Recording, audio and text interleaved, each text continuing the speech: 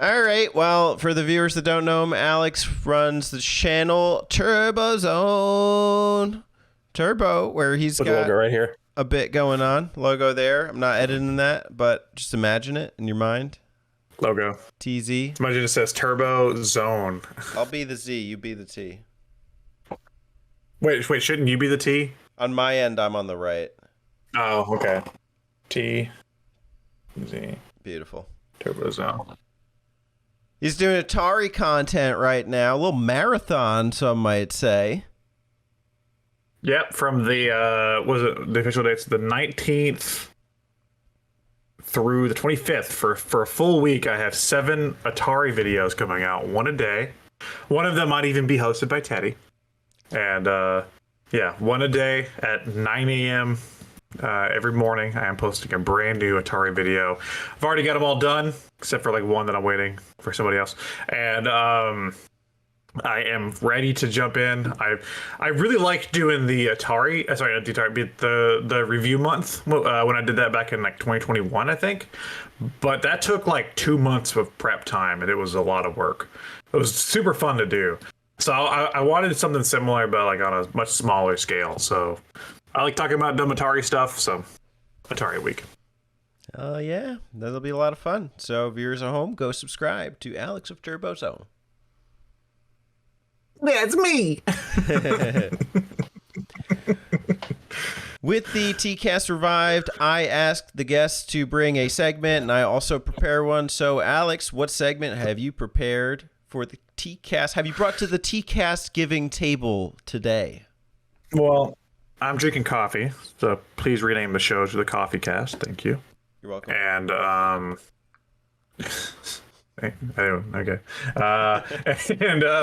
For my Atari week, I thought it'd be interesting if we just talked about Atari's history, maybe like the rise, the fall, and the revival of Atari, because Atari's been around for a very long time.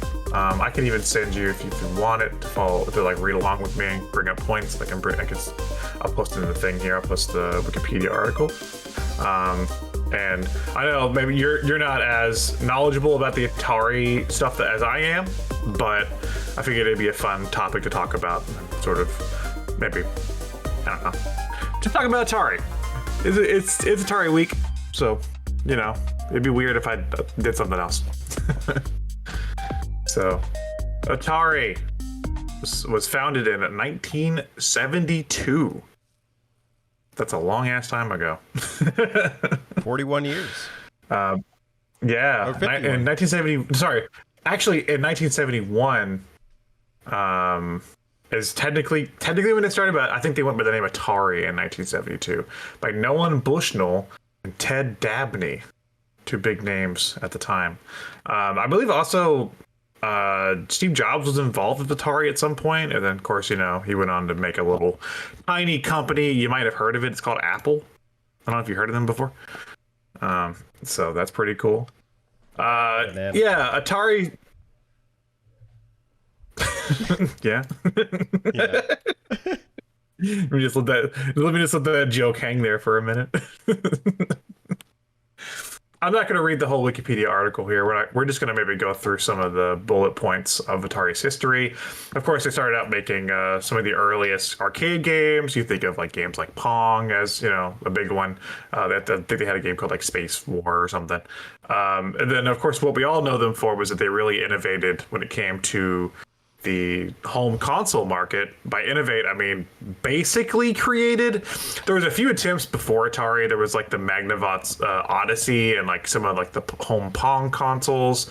I think the Magnavox Odyssey was the first one that had like interchangeable games.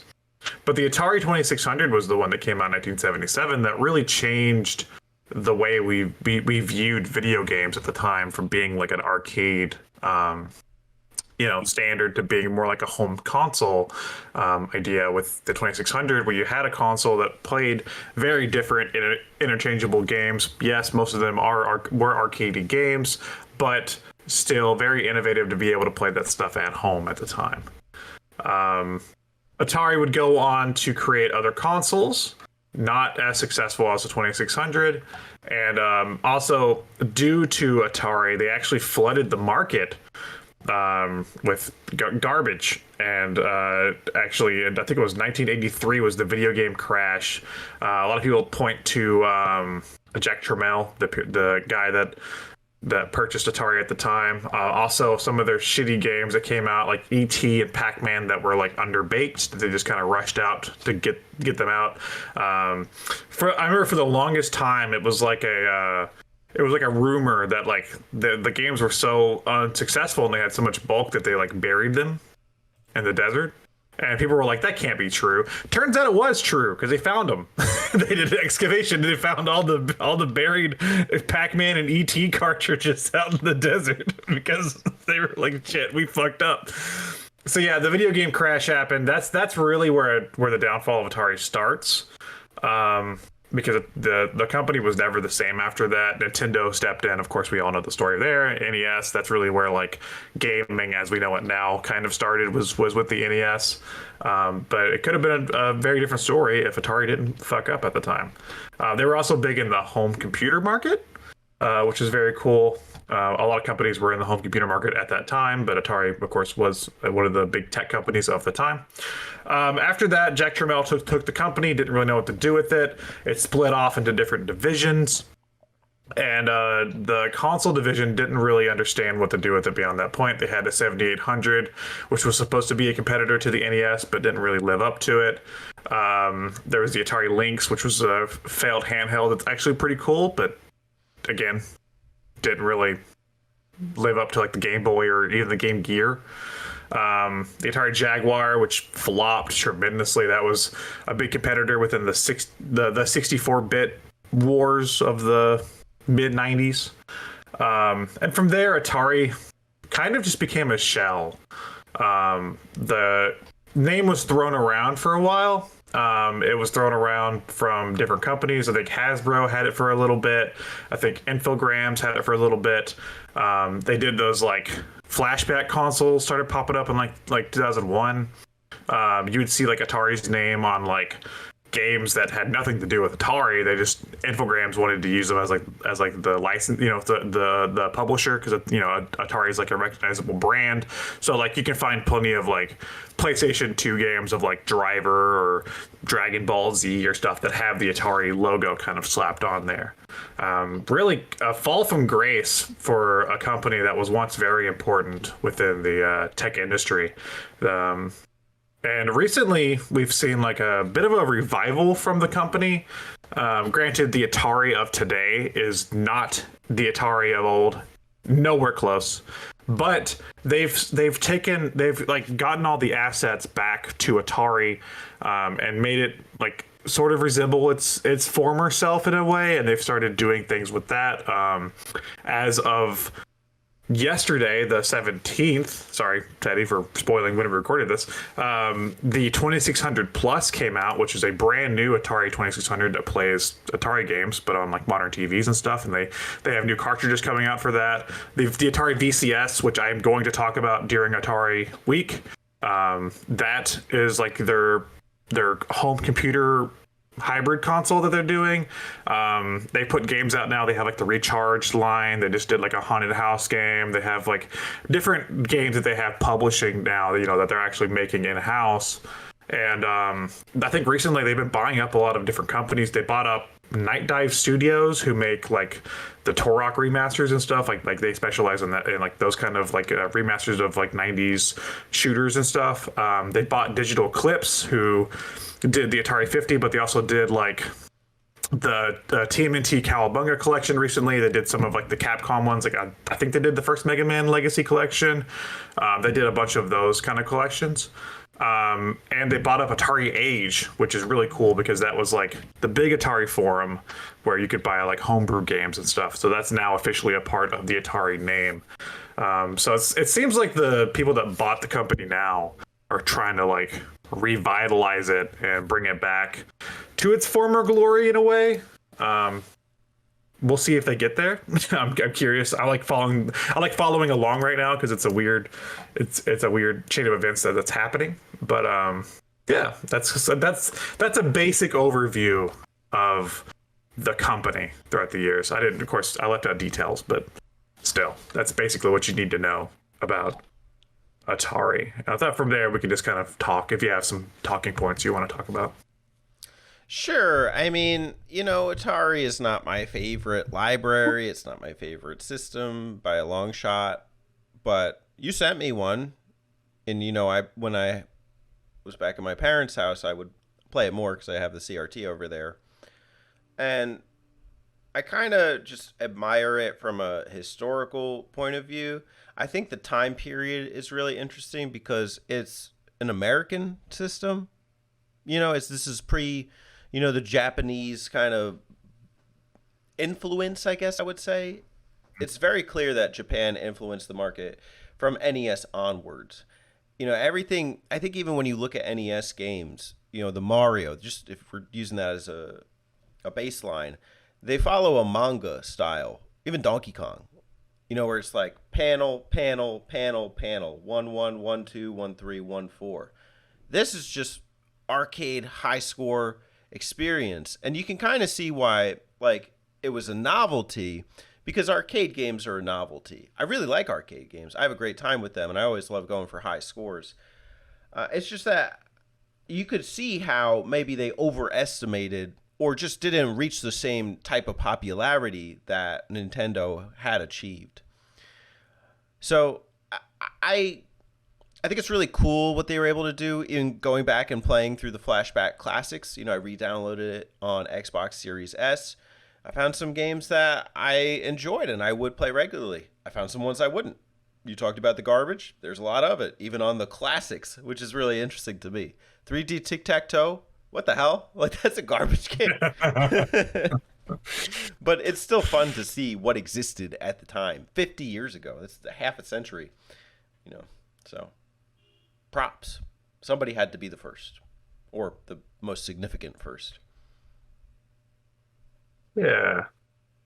Yeah, and like I said, they had a bumpy road from the 2600. I mean, that's really what you think of when you think of Atari is the 2600. You don't think of like the 5200, 7800 Jaguar, all that stuff. Nobody's like, I'm playing Atari, and meaning like they're playing what the fucking game I played, the Dino Dudes, Evolution Dino Dudes on the Jaguar. No, they're probably talking about the 2600. That's what I would call like the dark side of Atari, is like the non 2600 stuff. And it's just because I don't really know much about it. Like, I know that Robotron on the 7800 is like the best version to play, but I've just, why would I own a 7800? I could barely fit all these consoles. So it's just, from a timeline perspective, it's just it's different to me to be able to play them. But with advents like the VCS or these classics compilations, I would play them. I would try them.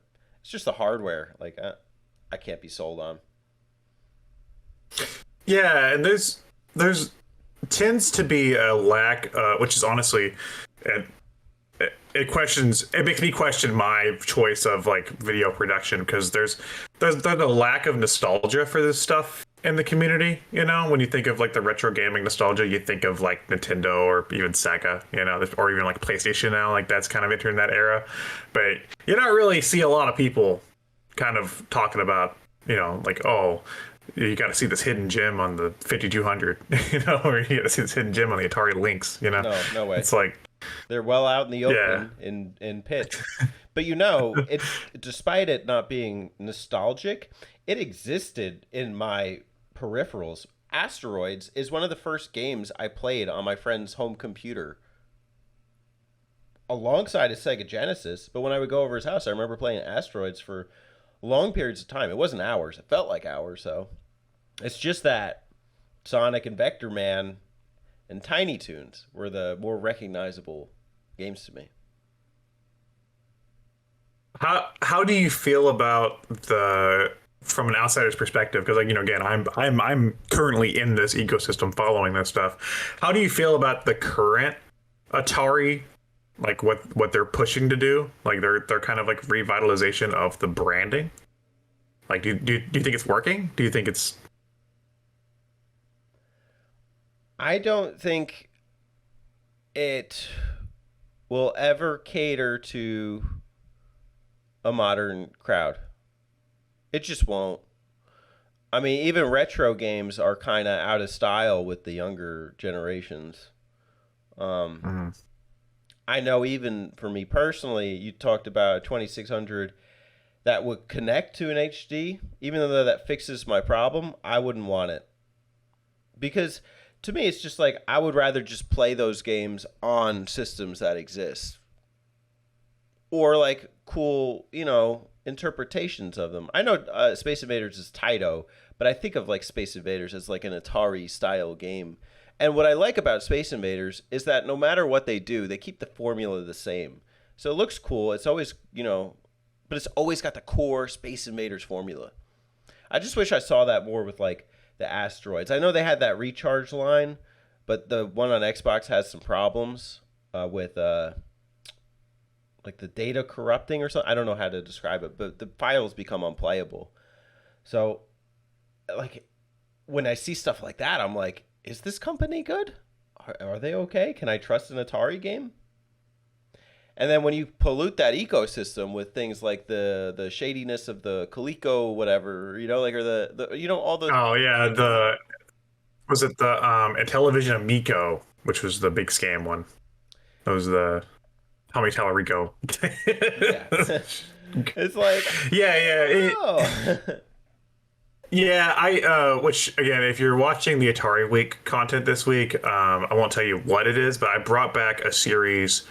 I brought back a few series for Atari Week, and one of them is going to air on the 25th, the last episode, and I am going to be talking about my experiences with the VCS and like my thoughts so far on what it is and where it's going.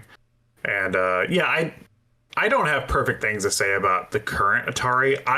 I can recognize that they're attempting to strengthen the brand again and bring it back from just being like this hollow shell of a company and trying to make it something. Like I have a game shipped yesterday that I bought. I had pre-ordered. It's a actual brand new Atari 2600 game called Mr. Run and Jump, published by Atari, and it's coming soon, like in the mail, and like that's cool. Like I like saying stuff like that, but again, does that cater to anybody except for people that already are invested into like the Atari brand? Like the Atari. No, it's like, is somebody gonna be like, oh, I can't wait to play Mr. Run and Jump on the 2600? The brand new game. No, not really. They're at a weird point right now. I think. I think a problem is that those homebrews cannot achieve a breakout success on the system natively. There may be really cool games that are done with the limitations, and I know you've used music from one of them that is pretty, catchy. It's just the exposure won't be there, so there should be that cross-platforming. I think a thing that I project onto Atari games, an idea that I project, is limitations. The game that I played is probably for your channel that I'll be on Turbo Zone for, is probably the most advanced game I can think of, and even then, it's very limited in like what it can achieve. It's like concept wise. So I'm always like, I'm not going to be blown away by an Atari game, and that's kind of my problem. Is that I don't even want to call it a problem. It's just my feeling is like when I play a video game, I really do want to be, captivated. I want to play one of my 50 best games ever. Everyone's going around with these top 50 lists right now. And I just feel like Atari games will never reach that. But maybe the recharge things would change my mind. I think the modern renditions are where the most, there can be the most impact. They like I said, they bought Atari Age, and one thing that I've been really enjoying that they've done recently is that some of the homebrew games that were released for Atari Age and stuff, and like you could actually buy on cartridge, they've been putting those on the Atari VCS digital storefront, and for like a few dollars, like $2 or $3, and that's been really nice for me because like it's given me more exposure for these homebrew games that I maybe not have played. But again, who has the VCS? It's a very small market. So it's even like those homebrews are available elsewhere. Now I know. But even explaining the VCS, you've explained it to me at least 2 or 3 times. Oh, and I'm still trust me, I have to.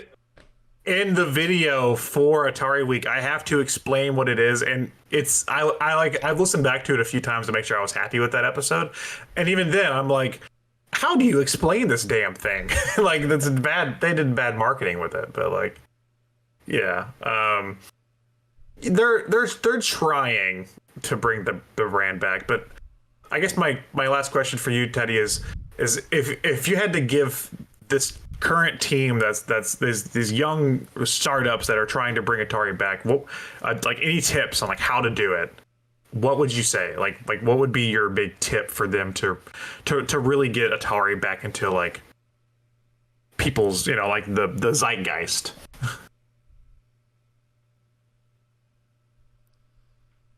Do you have anything? I want to see them succeed, but I think it will take bigger risks. You can't keep repackaging classics because even your classics are not as classic as you're making them out to be. That's why with like the flashback classics, I did like things like the Black Widow, you know, I don't even know if it was an arcade game, or some of the other ones. But I think I would like them to go further. I would like to see, you know, like with some of these like remasters and remakes, how they add new content. You know, I always look to M2 as kind of like the arcade pioneers, you know, the guys who really changed the game, who like, you know, add custom elements to things. I want more of that. I want more ownership over the game. I don't want it to feel as limited as it is. I want them to escape from that word limitation. I want it to be limitless. I think as much as I obviously love Atari and like the legacy and talking about the games and stuff, I think even like the Atari 50 branding, not just talking about the collection, but they've used the Atari 50 branding over the last year for like different games and stuff.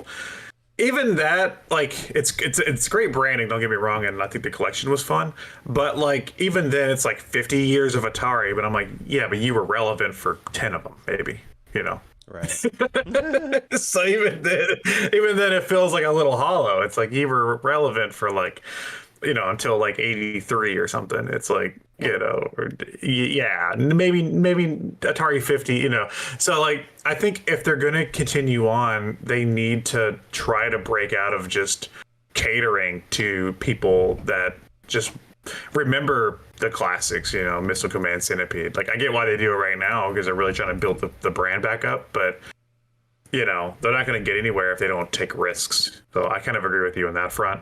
You know, is that they need to try other things than just being like, well, here's a new version of Asteroids. Here's a new version of Yar's Revenge. You know, Part of the reason that Rare Replay works is because it has Banjo-Kazooie. You know, it's because it has Perfect Dark, but it also has their classics. You know, the oldies. You know, the oldie hits. Atari doesn't really have a Banjo-Kazooie. yeah. Their popular games were created so far back that like the gaming landscape has shifted so much since then that it's, you know, it's almost like they don't have a place almost, you know. Or a face. What is the face of Atari? Yeah. What do you think of that logo? Like the like Fuji logo. Yeah, it's the Fuji. right. So they need a character. I hate that they have to like that. It would take that like to have some kind of mascot thing. I think the Centipede is maybe the closest. You know, I think of the arcade cabinet artwork. Obviously, like a spaceship shooting an asteroid is not like, you know, the freaking triangle is not going to be like, you know, a system seller. But I want to bang up Atari game. Like I want to like some kind of killer Centipede game. And I mean, it's weird because like you start thinking like, oh, if it was some 3D thing, is it going to be like a thing? You know, is it going to be a shit? Maybe there'll be some more Atari shit. Like we don't need that. That's for sure.